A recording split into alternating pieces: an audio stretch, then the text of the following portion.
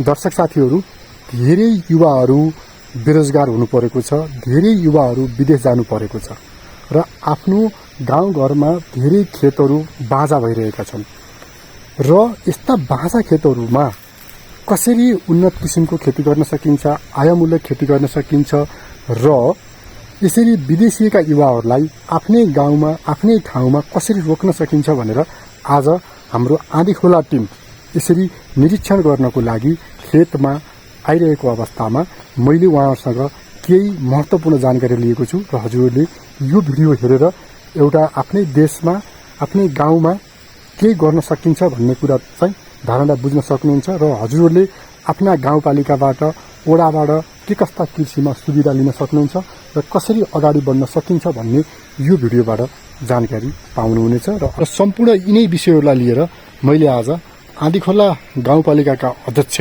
विश्व पौडेलजीसँग केही भलाकुसारीहरू गरेको छु। हजुरहरूले यो भलाकुसारीबाट पूर्ण जानकारी लिन सक्नुहुन्छ। यो चाहिँ आज हजुरहरू यो आँधीखोला 1 पञ्चमुलको ठुला खेततिर आउनुभएको छ र हजुरहरूको यो आँधीखोलाबाट गाउँपालिकाबाट कृषिमा र त्यस्तो के योजना छ र आज यहाँ आउनुभयो हजुरहरू? धन्यवाद। आँधीखोला गाउँपालिका आफैमा पनि कृषि, पर्यटन र प्रकृतिले रूपमा समुन्नत पालिका हो। अधिकांश बस्तीहरू खाली छन्, अधिकांश यस्तो उब्जाउ खेतहरू बाँझा छन्। हाम्रो युवा जनशक्तिहरू कोही शहरतिर कोही वैदेशिकतिर गइरहेको सन्दर्भमा यत्रो खेतहरू बाँझो रहेछ। मैले यहाँका युवाहरूलाई जुटाएर कम्तीमा तपाईहरूले यो बाँझो जमिनलाई उपयोग गरेर कृषिसँग जोडिएर केही उत्पादन आयमूलक कार्यक्रमसँग स्वरोजगारीसँग तपाईँहरू जोडिन चाहनुहुन्छ भने पालिकाले के सहयोग गर्न पर्यो, तपाईँहरूको के लगानी गर्ने छलफल गरौँ, आउनुहोस् भनेर मैले युवाहरूको एउटा समूहलाई यहीँकै स्थानीय युवाहरू सँगसँगै बसेर उहाँहरूको योजना अनुसार पालिकाले कम्तीमा यो बाँझा जमिनमा उत्पादन कृषि होइन, यहाँको हावापानी माटोको हिसाबले के आवश्यकता छ, के उत्पादन हुन सक्छ, त्यो विषयसँग जोडेर यहाँका युवा कृषकहरूलाई आय आर्जनसँग जोड्नुपर्छ भन्ने अभिप्रायले मैले यो आँधीखोला गाउँपालिका वार्ड नम्बर 1 को यो बाँझो जमिनमा युवाहरूसँग अन्तर्क्रियाको लागि म आज यहाँ उपस्थित भएको छु। र यसमा पालिकाको भिजनहरू के छ सर? आँधीखोला गाउँपालिकाले कम्तीमा पनि कृषि पकेट क्षेत्रहरू निर्धारण गरेको छ र त्यसलाई ती पकेट क्षेत्रहरूमा उत्पादन गर्न चाहने किसानहरूलाई उत्पादनको हिसाबले यान्त्रिक सहयोग गर्ने, बिउ बिजनको सहयोग गर्ने, बजारीकरणको सहयोग गर्ने र युवाहरूलाई स्वरोजगारीसँग जोड्ने, उत्पादन लागतमा अनुदान उपलब्ध गराउने आँधीखोला गाउँपालिकाले यस वर्षबाट नीति अवलम्बन गरेको छ। त्यसलाई हामी कार्यान्वयनको लागि आँधीखोला गाउँपालिकाको वार्ड नम्बर 1 को यो जमिनमा आएका छौँ। यदि युवाहरूले यो जमिनबाट उत्पादनसँग जोडिन चाहनुहुन्छ भने पालिकाको तर्फबाट हामी यान्त्रिकीकरणमा यो जमिनलाई हिजोको जस्तो परम्परागत रूपमा उत्पादनमा जोडियौँ भने परिश्रम र लागत बढी लाग्छ। त्यसैले हामी यान्त्रिकीकरणमा जोड्ने, उन्नत बिउहरू उपलब्ध गराउने, त्यसपछि उत्पादन भएको वस्तु कृषि उपजको बजारीकरण गर्ने, त्यसको प्रशोधन गर्ने, त्यसको प्रवर्धन गर्ने काममा गाउँपालिकाले सहकारी मार्फत अथवा युवाहरूको आफ्नै समूह मार्फत पालिकाको तर्फबाट हामी यसको चाहिँ यान्त्रिकीकरणको लागि, उत्पादनमा बिउ बिजनहरूलाई उन्नत बिउ बिजनको लागि प्राविधिक सहयोगदेखि बजारीकरण र यसको प्रशोधन तथा प्रवर्धनको काममा गाउँपालिकाले सहयोग गर्छ। अब यसमा यसरी विकास गर्नको लागि त यहाँ बाटो पनि चाहिएला र बाटो चाहिँ कसरी ल्याउन सकिन्छ यस्तो खेतमा? अब मलाई लाग्छ आँधीखोला गाउँपालिका वार्ड नम्बर 1 ले कृषि सडक भनेर अघिल्लो वर्ष पनि यो बाटोको लागि बजेट विनियोजन गरेको थियो। मलाई लाग्छ अलिकति ठाउँको हिसाबले अथवा जग्गा जमिनको मैयाहरूसँगको समन्वयले यदि चाहिँ बाटोको व्यवस्थापनको लागि यहाँ उहाँहरूले तयारी गर्नुभयो, जग्गाको लागि उपलब्धता भयो भने हामी पालिकाको तर्फबाट एउटा कृषि सडकको रूपमा बाटो यहाँसम्म ल्याउने कुराहरूमा र यहाँको चक्लाबन्दीको पनि अहिले साना साना फोटाहरू छन्, यिनलाई कम्तीमा चक्लाबन्दी गरेर ठुल्ठुला टनेलहरू हाम्रा चाहिँ हाते ट्र्याक्टरहरू लगानी गर्न पनि अलिकति उत्पादनमा सहज हुने किसिमले यहाँ कृषि सडक ल्याउने कुरा र यसलाई चाहिँ चक्लाबन्दी गर्ने कुरामा पनि पालिकाको तर्फबाट हामी यो युवा कृषक समूहलाई हामी सहयोग गर्छौँ। र यसमा त बजेट त थुप्रै लाग्ला, कसरी म्यानेज गर्नुहुन्छ? जहाँ इच्छा त्यहाँ उपाय भनिन्छ। अहिले बजेटको हिसाबले समस्या छ, हामीलाई थाहा छ। कर्मचारी शिक्षकहरूले समेत चौमासिक रूपमा तलब खान पर्ने अवस्था राज्यको छ। तैपनि मैले दुईटा कुरा भनेको छु, एउटा हस्पिटल बन्यो भने एउटा बिरामीको ज्यान बचाइयो भन्ने त्यो सबैभन्दा ठुलो कुरो हुन्छ। अहिले हाम्रा कृषकहरू, हाम्रा युवाहरू रोजगारीको सिलसिलामा गाउँबाट बाहिर गएको सन्दर्भमा बरु हामीले ठुल्ठुला बिल्डिङ बनायौं, हामीले धेरै बाटोहरू पिच गर्यौं, हामीले संरचनाहरू धेरै बनायौं, तर ती संरचनाहरू अहिले खाली हुने अवस्था भयो। त्यही भएर पनि हामीले कृषि र स्वरोजगारसँग जोडिएर युवाहरू गाउँमै रहने अवस्था वातावरण सिर्जनाको लागि अन्य संरचना निर्माण र विकास बजेटलाई कटौती गरेर समेत हामी कृषि लगानीमा चाहिँ पालिकाले लगानी गर्छ। कृषि उत्पादनसँग पालिका जोडिन्छ। किन भन्दा हाम्रो आँधीखोला गाउँपालिकाको अहिले पहिलो प्राथमिकता भनेको कृषि र कृषिसँगका स्वरोजगारीसँग रहेको छ। हामी त्यो विषयमा यदि यहाँहरूले यो जग्गा व्यवस्थापन गर्ने कुरामा र बाटो ल्याउने कुराहरूमा यहाँहरूको जग्गा व्यवस्थापन होइन त्यहाँ निर्विवाद रूपमा भयो भने हामी कुनै न कुनै शीर्षकबाट यसका उपायहरू अवलम्बन गर्छौँ। र कृषकका उत्पादनहरू त अब होला नि बिस्तारै होइन, र यो उत्पादन भएको चिजहरूलाई हजुरहरूले बजार व्यवस्थापन कसरी गर्नुहुन्छ? सबैभन्दा हाम्रो ठुलो समस्या के हो भने बजारमा खोज्दा ग्राहकले स्थानीय उत्पादन पाउँदैन, किसानहरूले हाम्रो उत्पादन बिक्री भर्न भन्छन्। यसको अर्थ के छ भने उत्पादन र बजारीकरणसँग समन्वय जोडिएको छैन। उत्पादन गर्नेले एकदमै थोरै मात्रामा आफूलाई पनि नपुग्ने किसिमले थोरै उत्पादन गर्छ, 1 किलो 2 किलो उत्पादन, त्यसपछि कसैले लिइदिँदैन, आउँदैन अनि बिकेन भन्ने अवस्था छ।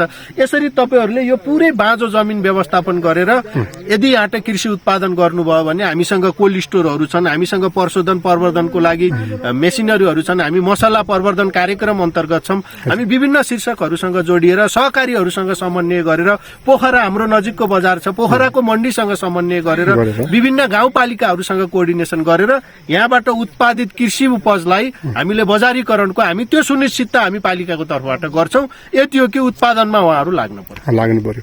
र अन्तिममा चाहिँ यो बाँदरको समस्या हुन्छ नि, फेरि खेती लगाइसकेपछि त अब बाँदरले त खान्छ, र बाँदरको समस्यालाई कसरी हामीले चाहिँ एकदम 100% रूपमा यसलाई निर्मूलकरण गर्न सक्छौँ? यो कस्तो धारणा राख्नु भएको छ? वास्तवमा यो बाँदरको समस्या यो आँधीखोला गाउँपालिकाको यो ठाउँको मात्रै नभएर राष्ट्रिय समस्या छ। प्रदेशका प्रत्येक संसदमा, संघीय प्रत्येक संसदहरूमा बाँदरका विषयमा इस्युहरू उठिरहेका छन्। तैपनि हाम्रो कानून यस्तो छ कि हामीले बाँदरलाई नियन्त्रण गर्ने, त्यसलाई चाहिँ रोक्ने धेरै किसिमका विधिहरू अवलम्बन गर्न नसक्ने किसिमका हाम्रा कानूनी बाध्यात्मकहरू अवस्था छन्। यस अवस्थामा त हामीले बाँदरलाई छलेर जुन चिजहरू बाँदरले खाँदैन होइन, जुन चिजहरूमा बाँदरबाट टाढा रहन्छ, एउटा बाँदरले नबिगार्ने कृषि उपजसँग हामी जोडिन पर्यो। जमिन मुनि हुने होइन, प्याजहरूसँग, यो ठाउँमा लसुनहरूसँग, विभिन्न किसिमको अकबरे खुर्सानीहरूसँग हामी त्यसरी जोडिएर आउन पर्यो एउटा कुरो भने।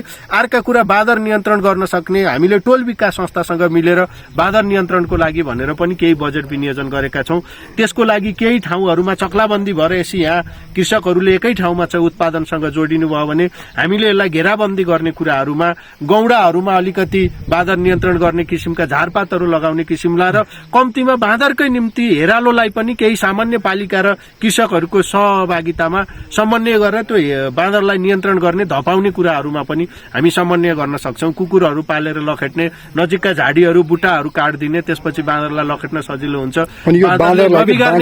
बालीहरू लगाउने समस्या त्यही नै हो। र यो बाँदरलाई हामीले राष्ट्रिय निकुञ्जमा लगेर छोड्न सकिन्न सर? त्यो विषय मैले धेरै पालिका प्रमुखहरूसँग अघिल्लो कार्यकालमा काम गरेको पालिका प्रमुखहरूसँग मैले त्यो समन्वय गरेँ। उहाँहरूले धेरै खर्च गरेर बाँदरहरूलाई नियन्त्रणमा लिएर बाहिर लगेर छोडिदिनु भयो। तर पनि ती बाँदर नआए पनि छिमेकी ठाउँबाट फेरि बाँदरहरू जेको त्यही आए। त्यही भएर त्यो खर्च भनेको बालुवामा पानी छर्नु बराबर भयो। त्यो गरेर हाम्रो अनुभवले त उपयुक्त देखिएन भन्ने केही छिमेकी गाउँपालिकाका प्रमुखहरूसँगको समन्वयले हेर्दा हामीले बाँदरलाई खोरमा राखेर छोपेर लगेर छोडिदिन त छोडिदिउँला। बाँदरको झुण्डहरू त वरिपरि थुप्रै छ, त्यो झुण्डहरू फेरि खाली ठाउँ भएपछि अर्को ठाउँबाट नै आउने समस्या देखिएकोले त्यो पनि थायी समाधान होइन। तर सबै किसानहरूको त्यसलाई चाहिँ राय सल्लाह सुझाव भयो भने हामीले बाँदर नियन्त्रणको हर उपायहरू अवलम्बन गर्न आँधीखोला गाउँपालिका तयार छ। यो सही हो। र अब हजुरहरूले जुन अहिले यो चाहिँ योजना आँट्नु भएको छ, यो चाहिँ कति वर्षसम्ममा यो चाहिँ सम्पन्न होला? सम्पन्न भन्ने छैन। कृषि योजना यो त भोलिबाट सुरु हुन्छ। 2 महिना 3 महिनामा उत्पादन लिन सक्ने बाली यदि यहाँहरूले लगाउनु भयो भने त यसलाई वर्षै लाग्दैन नि। यही आर्थिक वर्षभित्र हामीले 2 महिना 3 महिना 4 महिनामा उत्पादन लिन सकिने किसिमका बालीहरू लगाउनु भयो भने किसानहरूको, हाम्रो युवा भाइहरूको चाहनामा भर पर्छ। उहाँहरूले पनि आफ्नो लगानी गर्न पर्यो। हामीले पनि पालिकाको तर्फबाट यन्त्रिकीकरण, प्रविधिकरण र बजारीकरणमा हामी सहयोग गर्छौँ। स्थानीय सबैको सहयोग रहन पर्यो। यो समन्वयमा अगाडि बढ्ने कुरा हो। यदि सबैले उत्साह जोश जाँगरको साथ युवा कृषकहरू लाग्नुभयो भने मलाई लाग्छ यही आर्थिक वर्षभित्र पनि यहाँबाट हामीले धेरै उत्पादन लिन सक्छौँ। र यहाँ हजुरको अन्त्यमा केही चाहिँ विचार छ कि? हस्, धन्यवाद।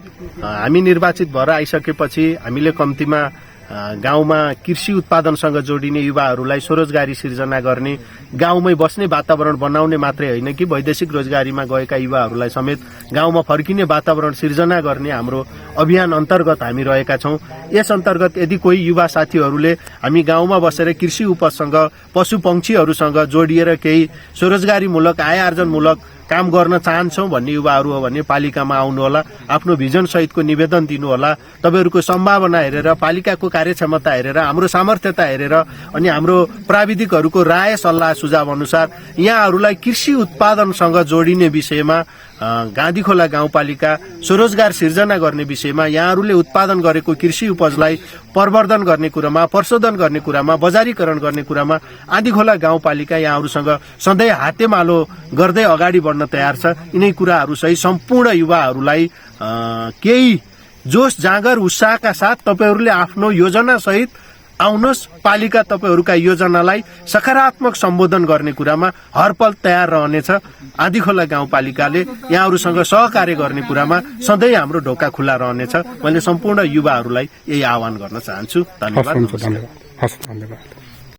र यसरी आज हाम्रो आँधीखोलाको टिम यसरी आफ्ना गाउँघरमा बाँझा रहेका अथवा खेतहरूमा कसरी अब उन्नत किसिमको तरकारी खेतीहरू, फलफुल खेतीहरू अथवा लसुन खेतीहरू, विभिन्न किसिमका खेतीहरू गर्न सकिन्छ र कसरी विदेशिएका युवाहरूलाई आफ्नै गाउँमा, आफ्नै ठाउँमा रोजगारको व्यवस्थापन गर्न सकिन्छ। पैसा भएका युवाहरू त ठुल्ठुलो देश जालान्, नभएका युवाहरूले के गर्ने, हैन?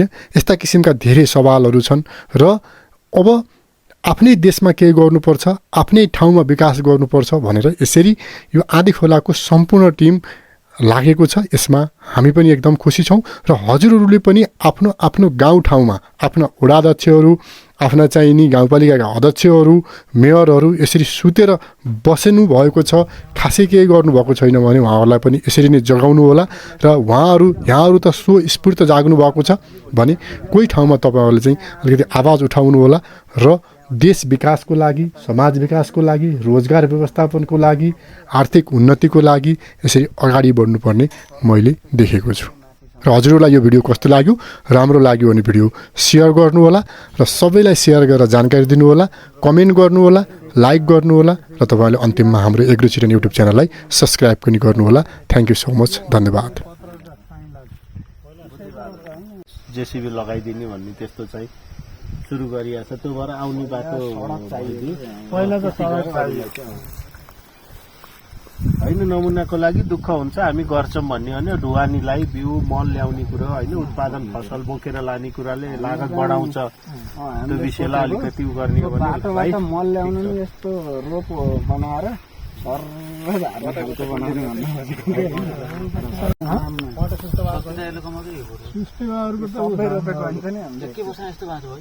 यो खेतको कुरो पुरानो आइहाल्छ कि सेम ढकालको यो खेत यो बेचेर भरिदिएको